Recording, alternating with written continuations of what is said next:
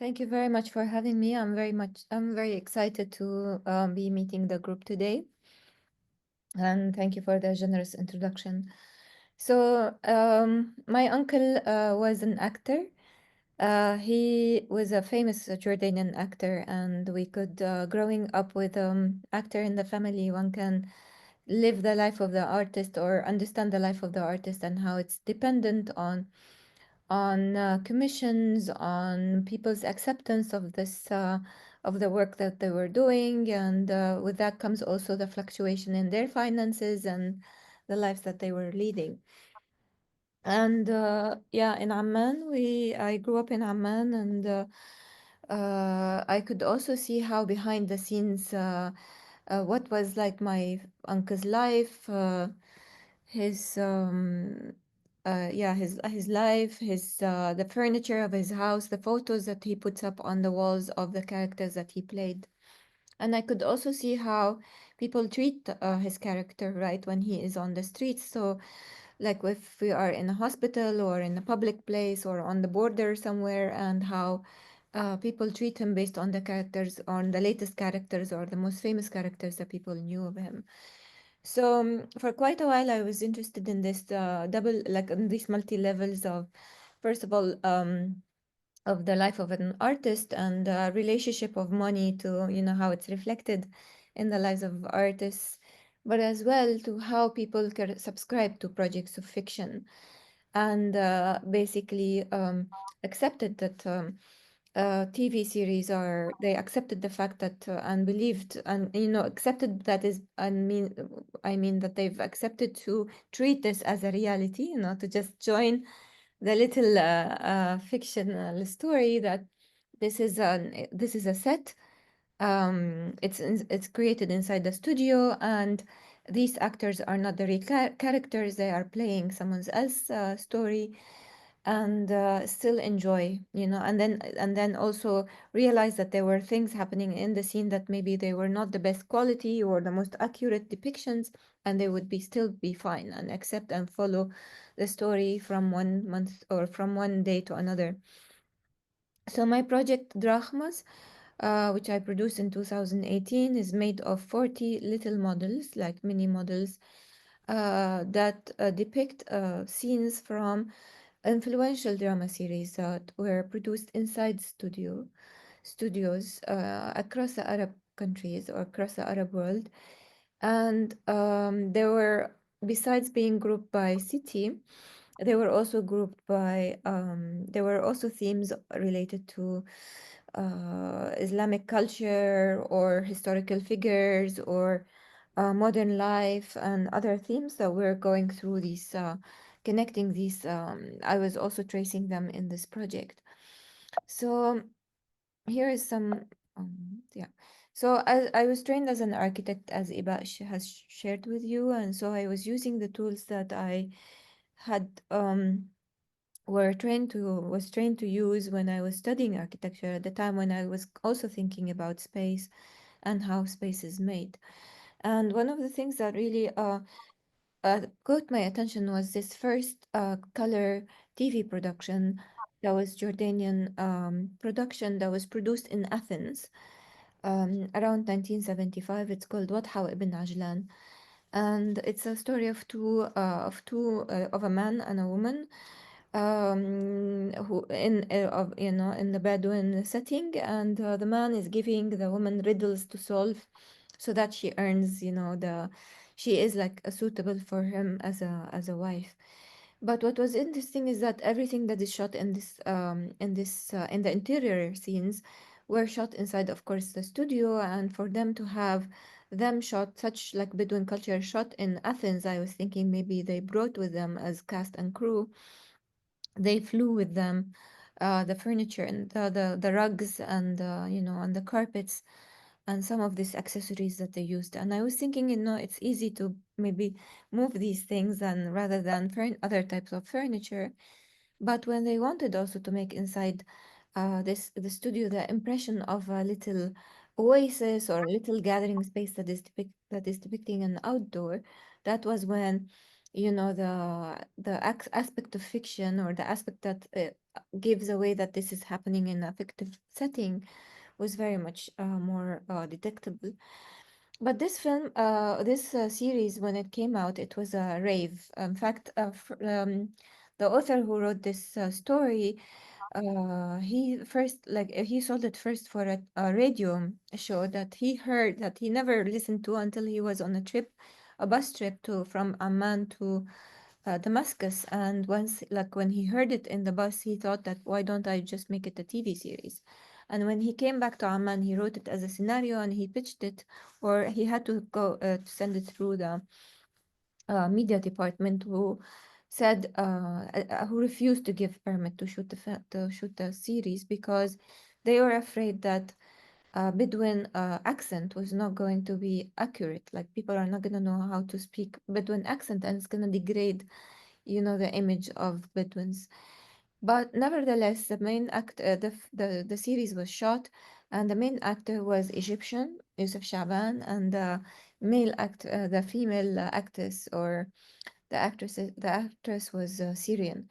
And yes, the accent wasn't perfect, but the streets were empty when the series was aired.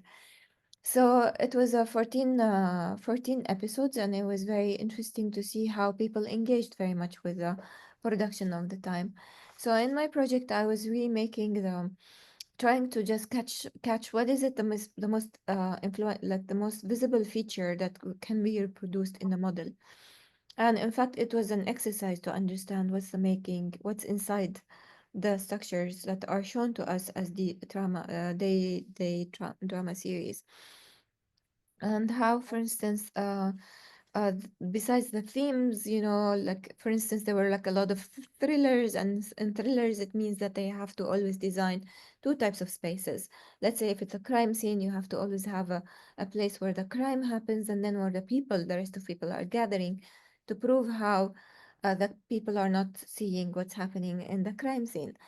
Or, for instance, if there's like an espionage scene, for instance, such as ones that appeared in Egypt in the early 1980s after the peace treaty, or the Camp David Accords, would always also show this like technological aspects that were utilized in espionage, but also through the use of architecture. So, for instance, in this series, there's a wall that is dividing two spaces, in which one room has a detective talking to the spy, and in the other room there are people sitting and analyzing the body language of that person, particularly as they are trying on him the lie detection machine.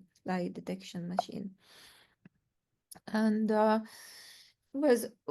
Jordan was very also famous for hosting the artists who had fled, like Lebanese artists who had fled from the Lebanese war. Lebanon was a very, very popular place for TV productions. In the 60s and in the early 70s, in fact, they were about to also start producing TV series in color when the Lebanese war broke out. And in fact, there was a couple who were always like acting together, and they were kidnapped on the way back from one of the set scenes, from one of the scenes after shooting one of the scenes, and so they started moving somewhere else, and some of them moved to Jordan. And in Amman, they opened the studio, Amman Studios, where I had accompanied my uncle a couple of times to act as an extra in the background. But I could also, like, they were also producing a lot of entertainment shows where actors are playing different types of characters. So sometimes they are couples, sometimes they are work partners, sometimes they are enemies, and sometimes they're even singing or hosting other artists. So this idea of hosting other artists and showing the personal stories that about the people who appeared in the scenes had or required other type of architecture inside the studio space, that is more about, like, sometimes about conversation, or about that, yeah, shows this familial aspect of space, which also came with weird backgrounds, such as this, I don't know, like drapes of curtains, or areas that would look like terraces. I will mention two more examples. One example is, for instance, this is a forehead of my uncle who had to shave it or had to be shaped in a way that resembles Ibrahim Tuqan, the Palestinian poet Ibrahim Tuqan's forehead.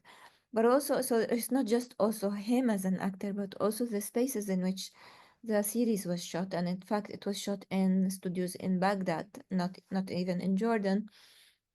And they had to reproduce the interiors in ways that would look like the courtyard of the traditional house in Nablus, where Palestinian city of Nablus, where the poet grew up, or his personal rooms, where he stayed, or where he wrote, and his own house, or the soap factory, in which his father was working. So this diversity of interiors and architecture wasn't just about that we just have to make an interior, but also we have to inform people of the diversity of backgrounds and spaces that were utilized by characters that could also be made to look like the people we're talking about. And in this particular case, Nidal Ashqar, on the other hand, when my uncle was in Baghdad shooting that series, she was in Amman, and she's Lebanese actress, and she was based in Amman during the Lebanese war. And this is a depiction of when my mother, my grandmother, and my uncle's wife went to visit her in her house to ask her to, there was some financial transactions between her and my uncle, and to ask her if she would be willing to wait a little bit on the loan because he's in Baghdad and he's gonna be back soon. And Nidal Ashkar had played since then so many roles of famous queens, such as Queen of Palmyra or Shajarat al-Dur from Egypt, and so on. So when they met her, they saw the aura, like being the wife, sister, and mother of an actor. They still also felt the aura of the actress, and they say to her, "Oh, you're the queen of the drama, Arab drama." And so I chose for her like this type of story. So it's like a personal story that is installed inside the setting, where the setting or the architecture of the setting, where the depiction of the setting kind of becomes also a personal story. And finally, I want to just mention the drama series that came from the Gulf, particularly from Kuwait, were always about investments. In fact, about failed investments, how Kuwaitis were always trying to make more money with the money they have, but also trying to make comedies of how they failed. And so the drama sets that I chose were about also how, for instance, office interiors could show you two rooms at the same time. So you're sitting, you can see like an engineer working in this room, and then through the glass you can watch the woman, his secretary, who's trying to get him to marry her. But then these types of settings were utilized or recycled in other series in the same production company. So you see it happening in other locations. For instance, it's a poultry company. And one very famous also TV series was about a grandmother or like a mother who had her family living in her sons and their wives living in the same house, and she installed CCTV cameras and listening devices in their rooms, and inside her own room there is a wall that was sliding, revealing the equipment that she was using to spy on her kids. So it was all about technology, but also at the same time, how is this technology working with and against, the type of development and higher finances in the richer companies or countries or sites. So I don't know, I think I ran out of time. Yes, actually, yeah. Yes, but yeah, this is what I wanted to share with you. I mean, a quick analysis of how the interior was modeled in ways that would just expand and reflect the conditions in which these TV series were appearing.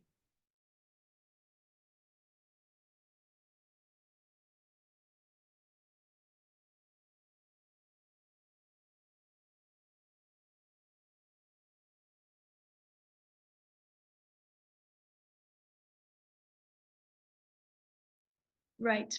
So, as you noted in the introduction, my presentation will be about Baalbek Studios. I also want this presentation to be in a sort of a celebration of paper, because we deal with film that is lost. A lot of people are chasing celluloid, and my presentation is kind of to show how when you do find paper archives, you can also make a big contribution to writing cinema history and learning about the processes of production. So I stumbled into a room with about 40 boxes, and inside those were the paper archives of Studio Baalbek in 2018, when I joined Documentation Research. And for almost 6 years, I waded my way through. The focus of my presentation is to give you a quick overview of the genesis of this company, the key people involved. And then one of the focus points of my research, as I kind of dug deeper and deeper into these documents and the history, it's the staff, and not necessarily people who would feature at the top of the credits, but the ones a bit further down, because as you know, those credits can be really long and it takes a lot of people to make a movie.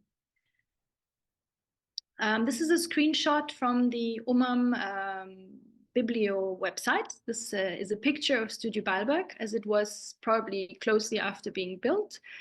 It had 4 departments: administration, a sound recording studio, an equipment section, and labs. And it's situated, as Asmaa said, in the eastern part of Beirut in Sin el Fil. It's actually quite close to my house. Studio Baalbek, some people think it was in Baalbek, this legendary site, but it's named after the site because it opened its doors in 1963, which was just a mere 2 decades after Lebanon gained independence. So it has to be seen in the context of nation building, of creating a national identity. And there's no other site that is so symbolic and so grand and makes reference to a grand civilization like Baalbek. As you can see, I hope you can see it, this is the letterhead. There was a Latin version and an Arabic version. So in Latin, you say Baalbek Studios. In Arabic, you say Studio Baalbek. On the right side is a camera and the tripod, and the initials B and S. And there was some equipment that was part of the archive that, for example, a moviola to edit that had at the bottom embossed the B and S. So I guess that's for inventory purposes. Under the letters, the words Baalbek Studios, you see this blue fuzzy line. It's a sound wave. This is the core identity of Studio Baalbek.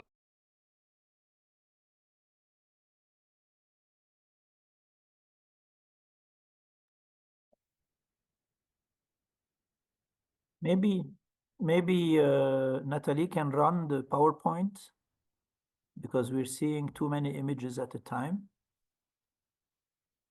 Yeah, and her voice. The famous singers, musicians, they started in a way experimenting with cinema in those years. And if you go further back, I realized that a number of these people were linked to a radio station in Palestine, Sheikh al-Adna. And because of before the Nakba, even they left to Cyprus, and then they were partly highly skilled musicians, technicians. They were dispersed across the Arab world. Some of them would go to work in television or in radio stations, and some ended up in Beirut, people like Sabri al-Sharif, and they eventually set up the LRC, and then in 1963, Studio Baalbek. Nathalie, I'm sorry for interruption.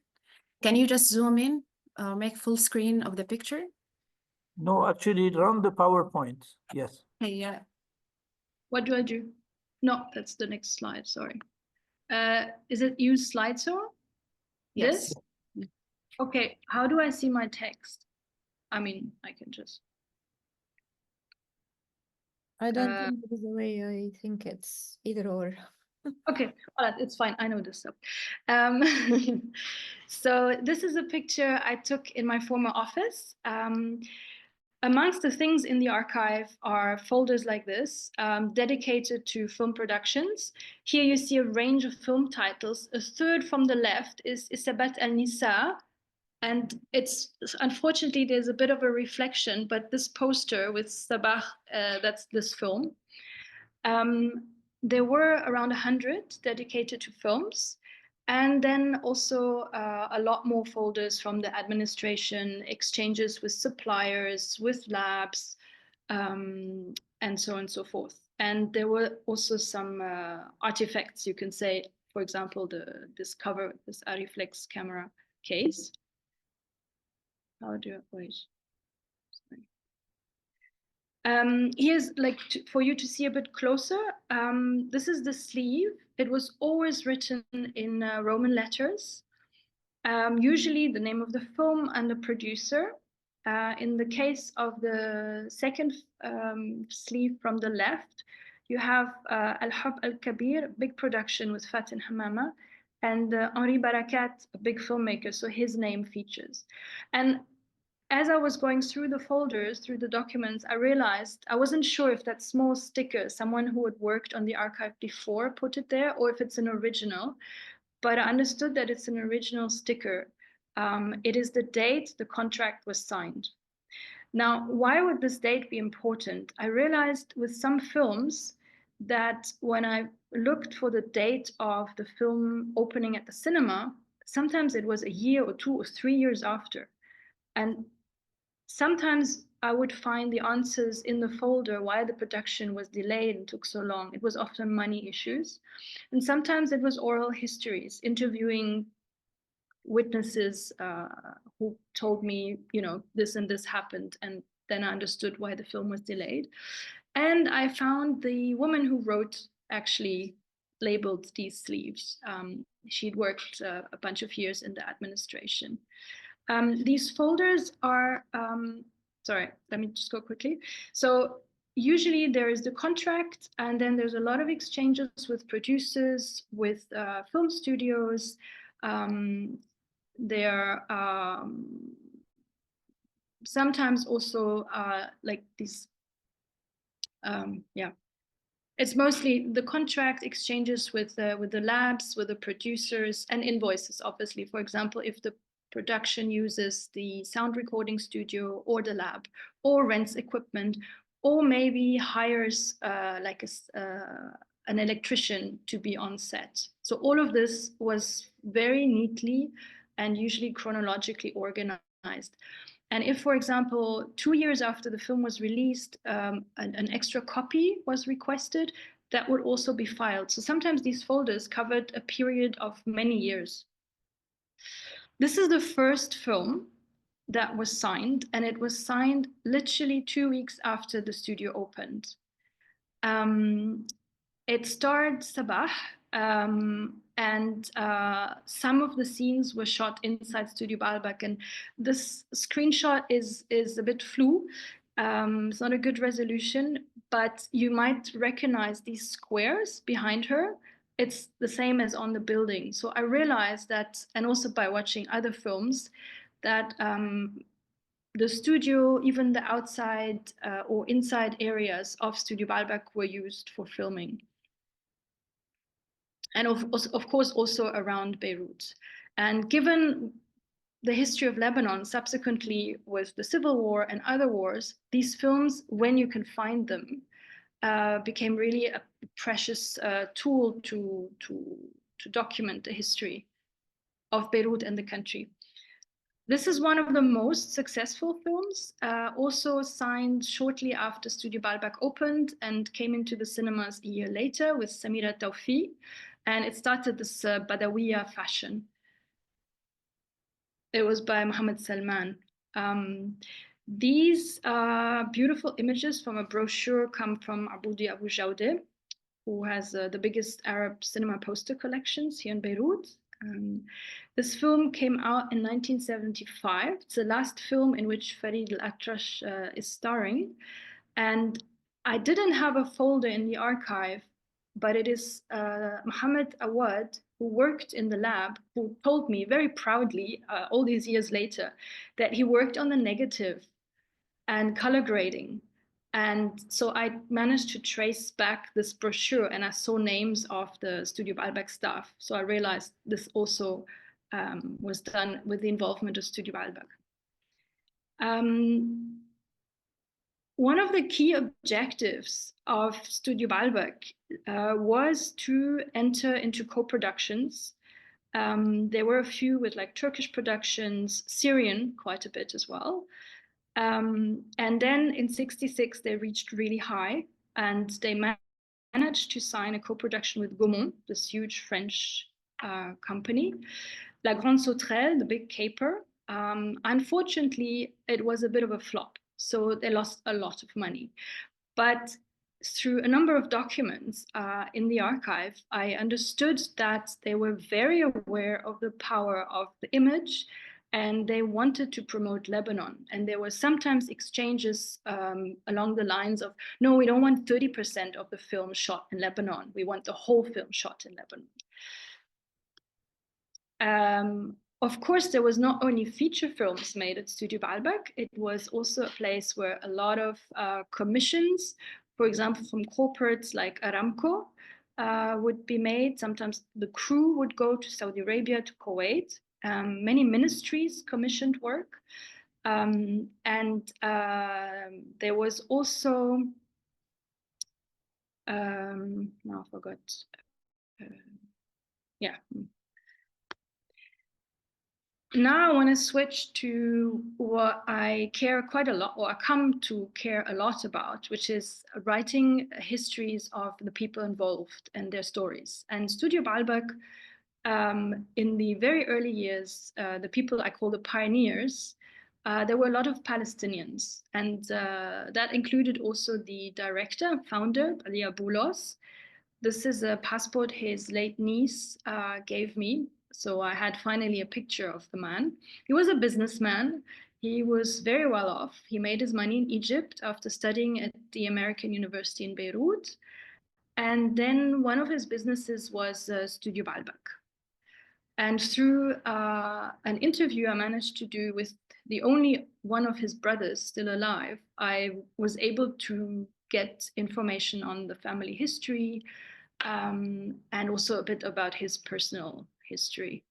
And he's not very well known, and I'm trying to make him a bit more known, because I think we owe it to him partly that we have this studio.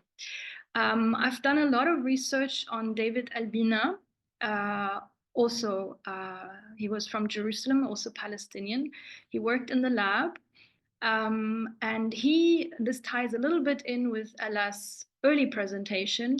He became the point person for the Palestinian revolutionary films that were made.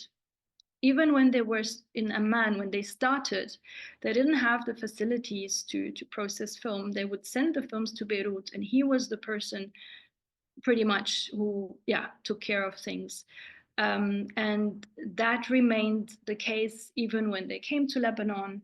And there is a document in '76 because Baalbek Studios was on the eastern side and most of the Palestinian institutions were on the western side of Beirut when it became separated during the civil war. They requested that they return films still in process, and it would go through Daoud Boulos. So I managed to find his wife, who we actually met at Studio Baalbek. It's one of two love stories that happened in the studio. And he is credited, he's listed on the right side on the credits of Nagam Fi Hayati. This is another one of, I call them the pioneers. This is Stanley Khouri, who we can credit for the sound studio, which was the best in the Middle East. And he basically built it. When they transitioned from the LRC to Studio Baalbek, he was in charge of that. And he was from Haifa. And he also left in '76, because Studio Baalbek that's where the politics and the history comes into the studio history. Studio Baalbek was, I think, less than 3 kilometers from Tel Zatar. And he's passed away, but I managed to track down his family, and they shared this really wonderful picture. He was a gentleman and a geek. Natalia, I'm sorry to interrupt again, but we're running out of time. Can you wrap it in 2 minutes? Yes, thank you. It's my last slide. Okay. This is, I'm jumping forward. So the studio survived during the war, but struggled, of course. This is a film by Farouk Baloufa, an Algerian filmmaker who came to Beirut in '79.